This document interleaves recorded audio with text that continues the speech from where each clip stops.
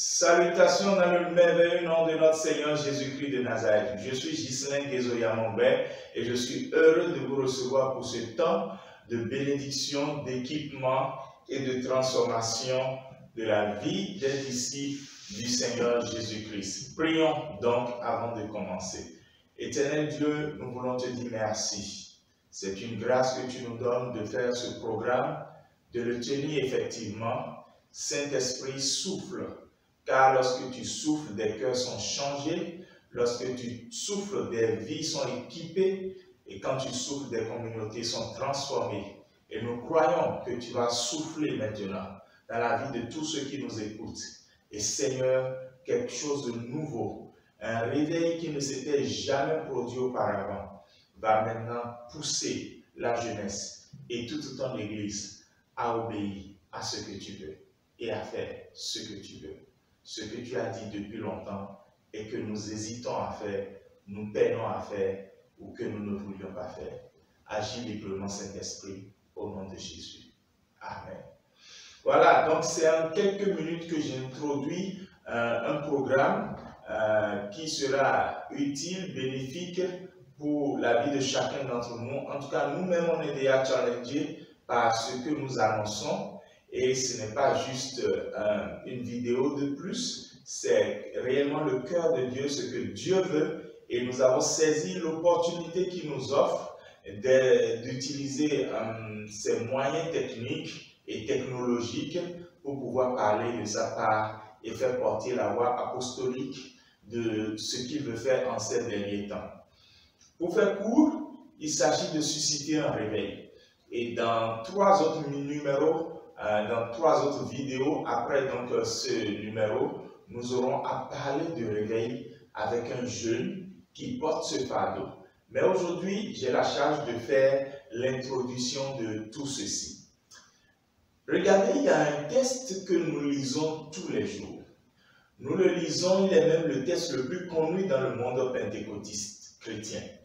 Et pourtant, toute la teneur et toute la vérité et tout le réma que comporte cette parole inscrite dans la Bible depuis 2000 ans, sortie tout droit de la bouche du Seigneur Jésus, n'est pas cerné dans tout son sens. Il s'agit de Actes des Apôtres, le chapitre 1 et le verset 8. Il est écrit: « Mais vous recevrez une puissance, le Saint-Esprit survenant sur vous, et vous serez mes témoins à Jérusalem, dans la Judée, dans la Samarie et jusqu'aux extrémités de la terre. » Actes des Apôtres, chapitre 1, le verset 8. Lorsque Luc écrivait ce texte que nous lisons en français, il écrivait dans la langue grecque. Et en grec, toute cette phrase se dit d'une certaine manière. Je ne vais pas vous embrouiller ou jouer aux intellectuels avec. Mais j'aimerais souligner deux mots qui nous sont familiers et qui, dans le grec, en fait, ont une portée qu'il est nécessaire pour nous aujourd'hui de comprendre. Nous allons, après cette compréhension, tirer quelques leçons et voir alors des engagements à prendre, et les vidéos à suivre vont mieux préciser tout ça et nous aider à tracer un plan d'action. Le premier mot est donc celui-ci, témoin. Le témoin, en fait, dans le mot grec utilisé, c'est le mot martyr. C'est vrai qu'aujourd'hui, le mot martyr fait référence à quelqu'un qui souffre, fait référence à quelqu'un parfois même qui se tue ou qui se donne à mort volontairement dans le but de satisfaire une cause noble. Mais en fait, martyr chez eux, à cette époque, c'était beaucoup plus une personne qui était prête à se dépouiller de tout, à se vider. En un mot, à ne pas considérer ses propres intérêts, mais à considérer plutôt l'intérêt commun, ou plus précisément à considérer l'intérêt de Christ ou les intérêts de Christ. Un martyr, au temps de Luc, au temps de Jean, de Pierre, au temps de Jésus, c'était le disciple de Jésus qui a accepté de ne pas regarder son ego et qui a accepté de regarder quels sont les besoins de la communauté ou de mon environnement. Ou plutôt, pourquoi est-ce que le cœur de Dieu bat ou à quoi Dieu m'appelle-t-il? Alors aujourd'hui, un témoin serait donc une personne qui cesse de dire, Seigneur, j'ai tel besoin, c'est sur ça uniquement qu'il est focalisé. Et aujourd'hui, nous avons des dizaines de chrétiens, je vais dire quand même, hein, qui ont des pasteurs abonnés à satisfaire leurs besoins. Mais ces chrétiens n'ont jamais compris qu'ils ont un mandat à aller vers les autres. Qu'est-ce qui leur manque? Il leur manque d'être un martyr. Il leur manque le dépouillement. Il leur manque de dire, Seigneur, voici, je suis un vase qui est vide, que tu peux remplir pour étancher la soif des autres. Non, pour nous, ce n'est pas ça. Pour nous, ce serait alors, notre génération dirait, Seigneur, voici, je suis un vase que tu dois embellir et exposer aux yeux du monde. Mais le monde n'est pas en quête du beau. Le monde n'est pas en quête du sensationnel. Le monde est en quête de solutions pour ses besoins. Il est en quête de solutions pour ses défis, pour ses challenges. Le monde est en quête de solutions pour voir une transformation. Ce que Paul dira en disant, le monde soupire, gémit et attend la révélation des fils de Dieu, qui n'est pas juste une révélation pour taper dans l'œil, mais une révélation pour produire des résultats, nous dirons produire du fruit. On va revenir sur ça tout à l'heure. Donc, être un martyr, être un témoin de Christ, c'est le type de chrétien, donc je dis beaucoup plus, un niveau plus évolué, le type de disciple de Christ qui accepte de se dépouiller pour laisser Dieu le remplir afin qu'il s'occupe du mandat de Christ, des intérêts de Christ, des besoins de la communauté. Et moi, je suis intimement convaincu, Bible à l'appui, que lorsqu'un chrétien ou un disciple de Jésus prend cette position, Dieu s'occupe de ses besoins. Il n'a pas à se préoccuper de qu'est-ce que j'ai à manger, qu'est-ce que j'ai à boire. Dieu sait de quoi il a besoin. Je ne dis pas qu'en ce moment, il ne prie même plus pour ses besoins. Non, il continue de prier pour ses besoins, mais il se fixe comme priorité de voir les intérêts de Christ et de voir les besoins de la communauté et de pouvoir être ainsi un agent de transformation à la solde du royaume de Dieu. De toutes les façons, lorsque un chrétien, en tout cas quelqu'un qui va à l'église, là, je ne marche plus les mots, peine à adopter cette position, il deviendra quand même un agent de destruction à la sorte du royaume de Satan. Et c'est là où il y aura toute une confusion quand on verra des gens qui professent Christ installés ou positionnés à des niveaux de décision dans la sphère de gestion de la cité, dans différentes sphères de gestion de la cité, pardon, mais qui sont des agents de destruction à la solde de Satan alors qu'ils professent Christ. Alors que ce que le Seigneur attend de nous, attend des martyrs en tout cas, c'est d'être des agents de transformation à la solde du royaume de Dieu pour pouvoir des solutions. Et je prie pour toi qui nous écoutes, que à l'instant même où tu écoutes ces paroles, que ton cœur brûle, que ton cœur aspire à faire la volonté de Dieu et que par là même, tu commences par être chargé, renouvelé, mais aussi dépouillé.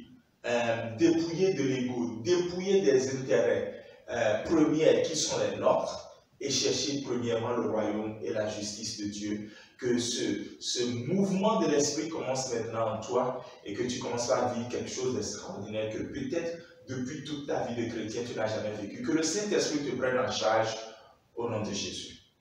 Et le deuxième mot que j'aimerais souligner dans Acte 1, le verset 8, excusez-moi, c'est bien le mot vous recevrez une puissance. Le mot puissance ici, dans ce verset, c'est le mot dynamite ou dunamis en grec. Excusez-moi. Dunamis en grec, j'y parviens au nom de Jésus, traduit par dynamite. Vous savez, il y a un peu plus d'un siècle, quand un homme très savant inventé la dynamite, c'est-à-dire la capacité de mettre de la poudre à canon dans un contenant, de le relier à une mèche, de le faire exploder comme un gros pétard qui fait beaucoup de bruit et qui est aussi utile. Lorsqu'il a inventé la dynamite, Nobel, il n'a pas inventé un instrument de destruction. Nobel a inventé un instrument de salut, parce que le pays qu'il habitait en Europe était rempli de montagnes et c'était difficile de faire le développement, je prends l'aspect routier par exemple, de faire le développement routier ou le développement des transports, le train notamment, transporter les marchandises et les personnes d'un point à un autre du pays, lorsqu'on a des montagnes qui sont des obstacles devant de nous. Alors avec la dynamite, on peut alors frayer un chemin. On peut, voici, ouvrir le chemin vers le développement. On peut ouvrir le chemin. On peut apporter une solution à des obstacles, à des montagnes. C'était ça, la dynamite inventée par Nobel.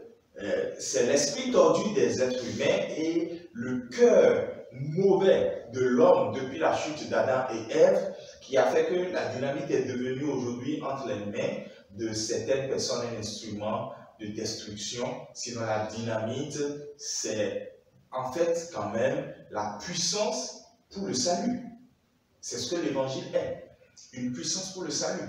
Et lorsque Jésus disait, je vous donne une puissance, je vous donne le dunamis, je vous donne la dynamite, il ne la donne pas à n'importe qui. Il la donne à des gens qui sont dépouillés. Parce que lorsque des gens qui n'étaient pas dépouillés, des gens qui n'étaient pas martyrs, prennent la dynamite, ils font du spectacle avec. C'est ça qu'on assiste à l'église tous les dimanches, chaque fois qu'on prie pour le baptême du Saint-Esprit. On assiste à du spectacle qui s'arrête entre les 4 minutes du spectacle. Des gens qui roulent, des gens qui pleurent, des gens qui crient. Et puis après, le parler en langue s'arrête là. Et là, les cessationnistes du pentecôtisme, au temps des apôtres, ont raison en ce moment, alors qu'au fond, ils n'ont jamais eu raison. Nous, on est des continuationnistes de ce qui a commencé au temps des apôtres et qui continue jusqu'à aujourd'hui, parce que le Saint-Esprit nous est donné pour un but.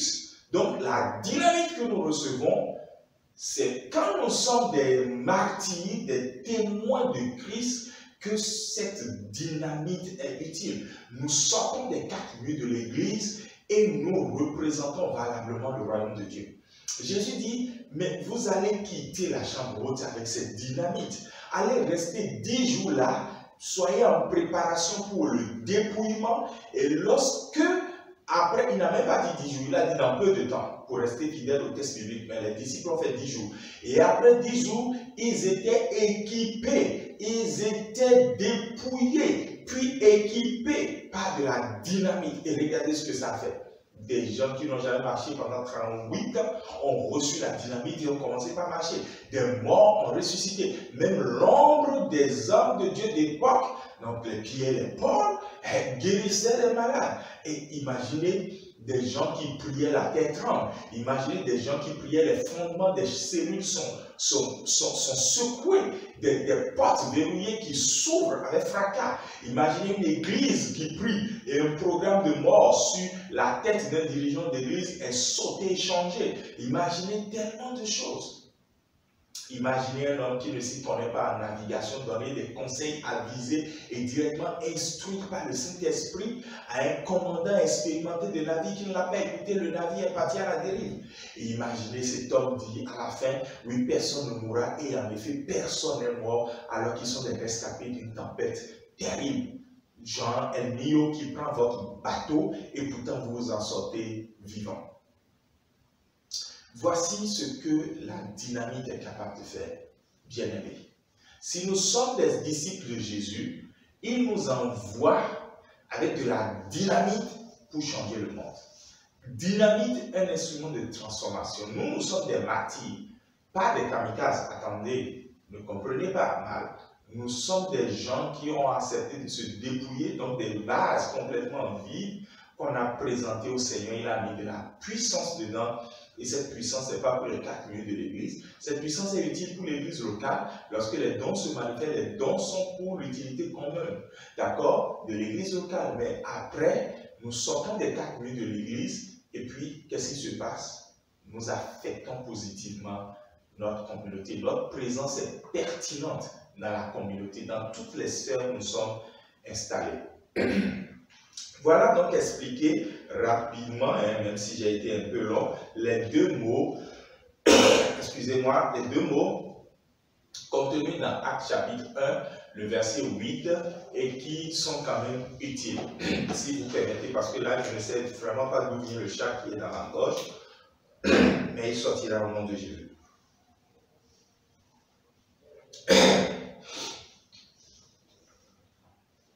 Maintenant, comment ça se fait qu'aujourd'hui, on ait peu de personnes qui aient compris ce texte?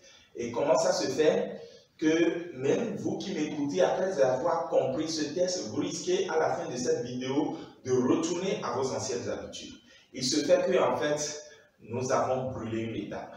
L'étape s'appelle « Faire confiance à Dieu ». Et pour ça, j'aimerais lire un texte bien connu aussi, Jérémie chapitre 17, à partir du verset 7, où il est écrit « Béni soit l'homme qui se confie dans l'Éternel ». Tu peux ouvrir ta Bible, je te recommande même d'ouvrir ta Bible, Jérémie 17, verset 7. « Béni soit l'homme qui se confie dans l'Éternel et dont l'Éternel est l'espérance.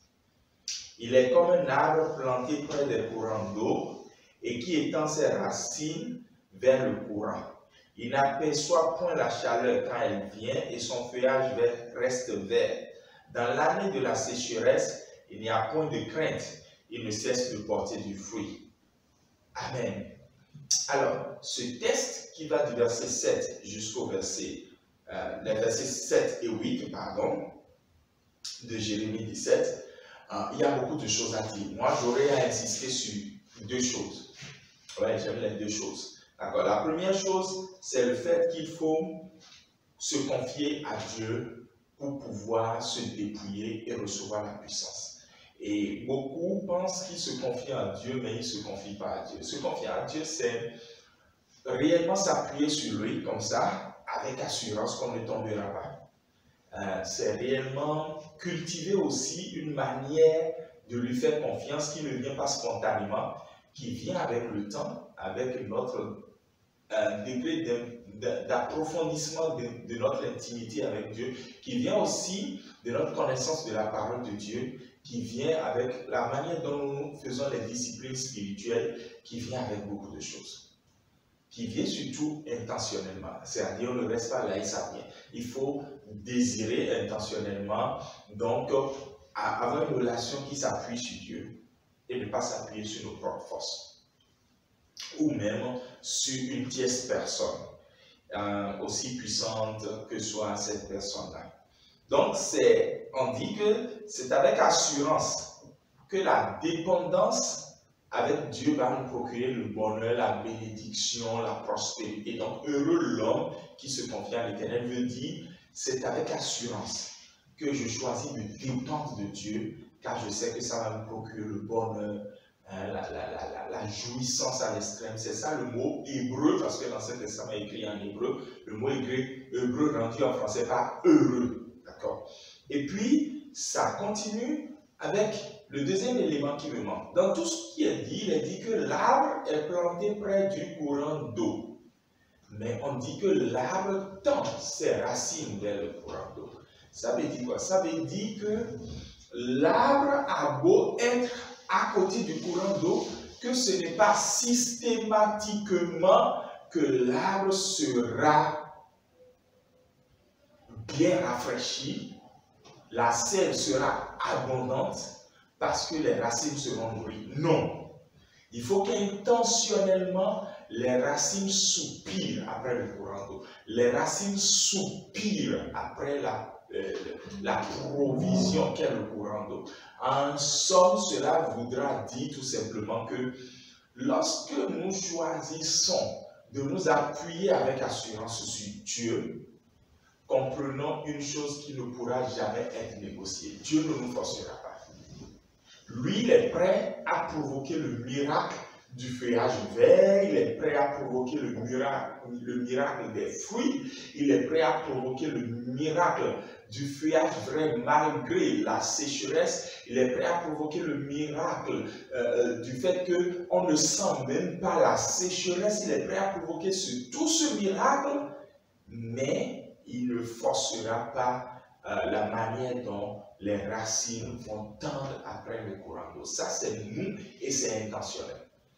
Et j'insiste, parce que après, ce que Dieu est prêt à faire, c'est ça que nous n'expérimentons pas en entièreté.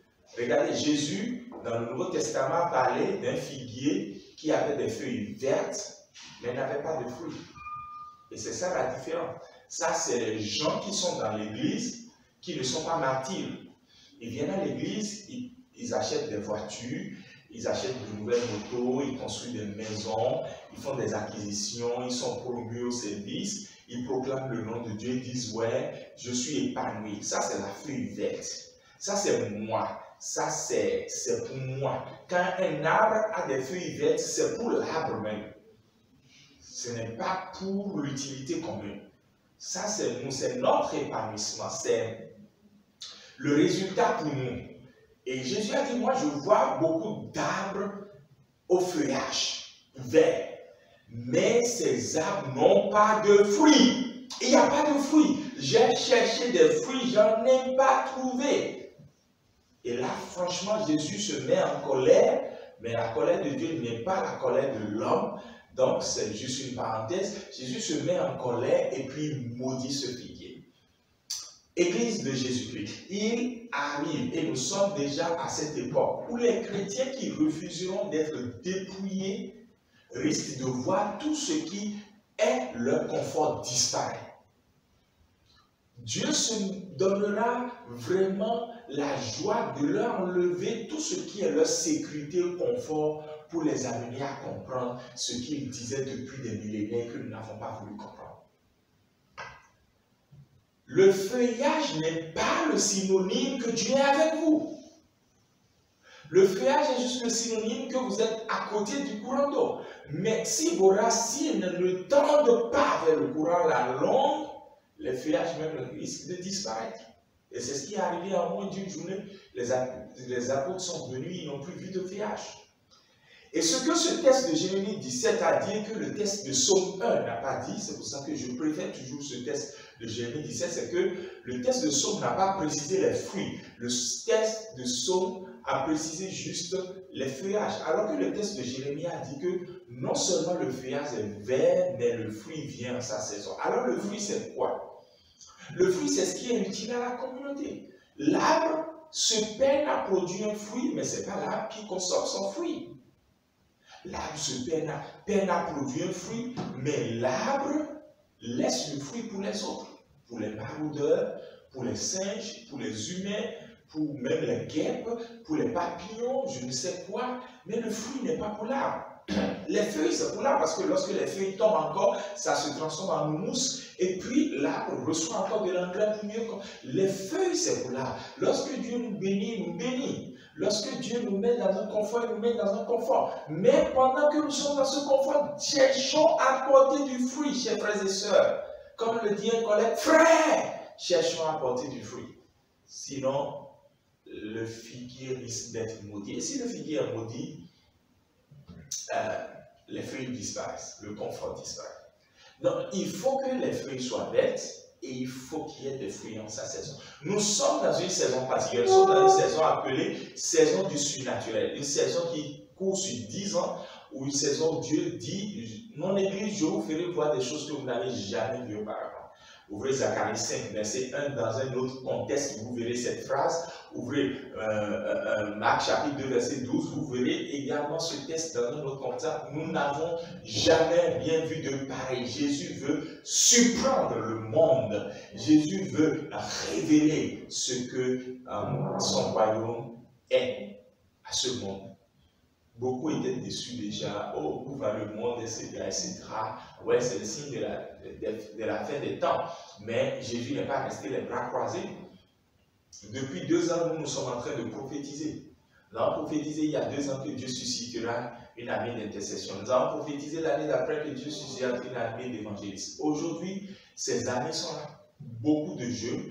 portent des visions d'intercession, portent des visions d'évangélisation, et beaucoup de mouvements de chantres sont venus parce qu'en fait le peuple n'est entretenu, le mot entretenir, que par les hymnes, les chaumes et les cantiques. Et on avait perdu ça. Et beaucoup de visions sont nées dans ce domaine-là. Donc, au fond, Dieu préparait quelque chose depuis longtemps. Et il fallait un œil prophétique, il fallait un cœur prophétique pour pouvoir non seulement le discerner comme les fils d'Issachar, et aussi un cœur apostolique pour pouvoir porter ce message au loin, pour que quand même les écailles tombent, que le voix soit déchiré et que l'Église de Jésus se réveille.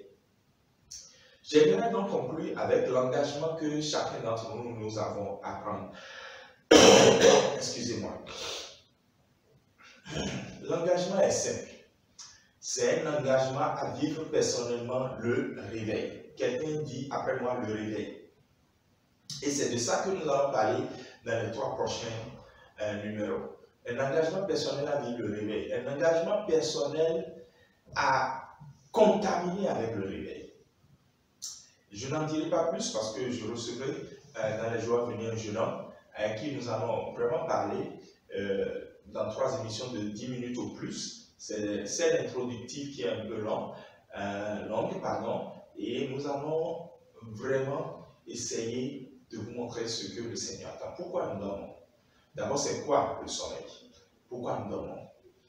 Quand nous dormons, qu'est-ce qui s'est passé? Ou qu'est-ce qui se passe? Et qu'est-ce que Dieu veut? Comment il veut que nous nous réveillons? Et une fois dans le réveil, qu'est-ce qu'il faut que nous fassions? Et le réveil, c'est quoi? Et nous verrons tout ça. Le réveil, c'est d'abord pour les communautés. Ce n'est pas pour les 4 murs de l'Église. Que le Seigneur puisse nous bénir. Et j'aimerais vraiment maintenant, avec la minute qui me reste, que nous puissions prier et confier toutes choses entre les mains du Seigneur. Oui.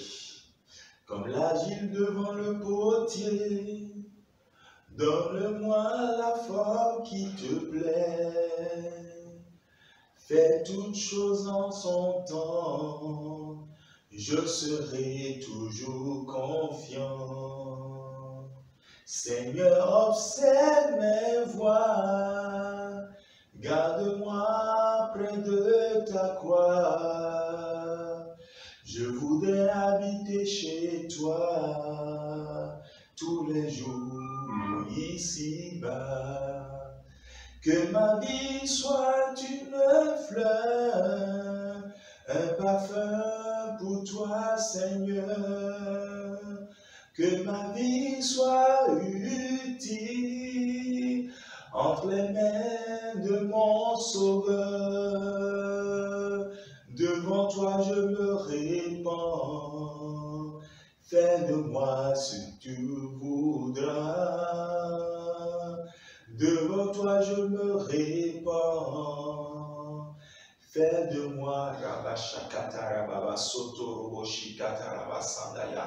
Seigneur, maintenant que nous sommes là, que nous avons compris ton cœur, que maintenant l'Esprit est en train de souffler dans les maisons, un peu partout, là où les gens sont en train de suivre cet élément, partout ils sont même sur le lieu de travail, au marché. Seigneur Dieu, ce message et cette voix apostolique commence par faire brûler quelque chose dans les cœurs. Pierre parlait dans la maison de Corneille et les cœurs brûlaient, même sans que le temps de la prière ne soit venu. C'est la même chose, Saint-Esprit. Souffle maintenant.